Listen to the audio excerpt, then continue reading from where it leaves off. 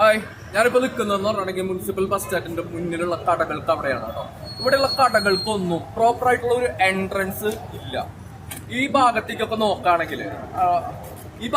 നോക്കുകയാണെങ്കിൽ ഗ്രില്ല് വെച്ച് അടച്ചിരിക്കുകയാണ്.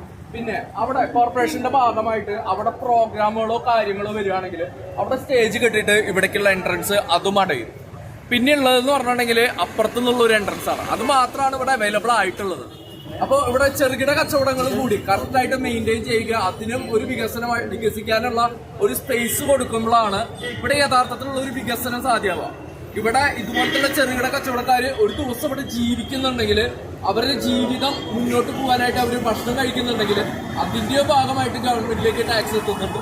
അപ്പൊ ചെറുകിട കച്ചവടക്കാര് എന്ന് പറയുന്നത് മറ്റൊരു രീതിയിൽ ഗവൺമെന്റിനും വികസിക്കാൻ കഴിയുന്ന ഒരു സ്പേസ് ആണ്. ഗവൺമെന്റിന് സാമ്പത്തികം ഏൺ ചെയ്യാൻ പറ്റുന്ന ഒരു പ്ലേസ് ആണ്. അപ്പോൾ അതിന് കറക്റ്റായിട്ടുള്ള വികസനം, കറക്റ്റായിട്ടുള്ള എൻട്രൻസും